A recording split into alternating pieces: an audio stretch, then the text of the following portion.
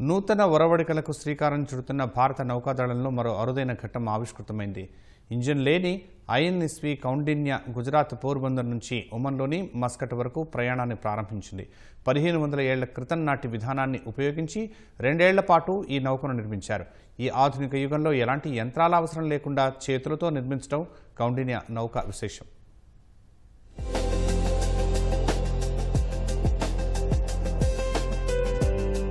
భారత నౌకాదళంలో అరుదైన ఘట్టం ఆవిష్కృతమైంది. సోమవారం ఐఎన్ఎస్వి కౌండిన్య గుజరాత్ పోర్బందర్ నుంచి ఒమన్లోని మస్కట్ వరకు ప్రయాణం మొదలుపెట్టింది. పురాతన కాలంలో నౌకాయానం కోసం భారత్ ఉపయోగించిన విధానాలను పరీక్షించేందుకు ఈ యాత్రను నిర్వహిస్తున్నారు. 1500 ఏళ్ల క్రితం నాటి విధానాన్ని ఉపయోగించి 2 ఏళ్ల పాటు ఈ నౌకను నిర్మించారు. ఈ ఆధునిక యుగంలో ఎలాంటి యంత్రాల అవసరం లేకుండా చేతులతో నిర్మించడం దీని విశేషం.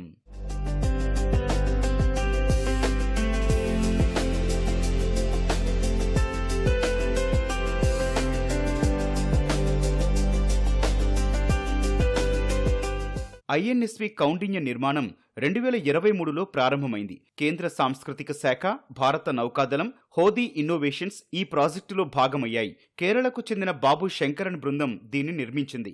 ఎలాంటి బ్లూ ప్రింట్స్ లేకపోయినా రచనలోని కొన్ని దృశ్యాలను ఆధారంగా చేసుకున్నారు.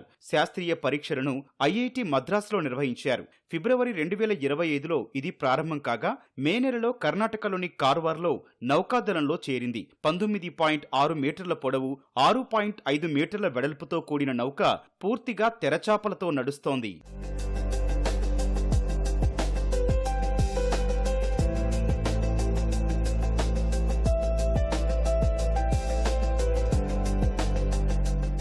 టంకాయి పద్ధతిలో నిర్మించిన ఐఎన్ఎస్వి కౌండిన్య నౌకలో 15 మంది సెయిలర్లు ప్రయాణిస్తున్నారు. ఈ పద్ధతిలో లోహాన్ని ఉపయోగించారు. బలమైన గాలులు వీచినా విరిగిపోకుండా ఒత్తిడి తట్టుకునేలా కౌండిన్యను నిర్మించారు. చెక్క, కొబ్బరి పీచు నుంచి తయారు చేసిన తాళ్లు, ఉప్పు నీటికి దెబ్బతినకుండా సహజమైన జిగురు పదార్థాలు, నూనెలు వాడారు.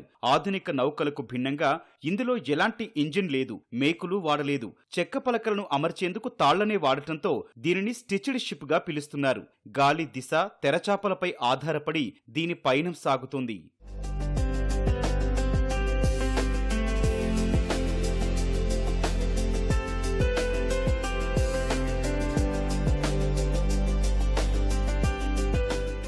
ఐఎన్ఎస్వి కౌండిన్య నౌకాదళానికి చెందింది అయినా ఇది యుద్ధ నౌక కాదు.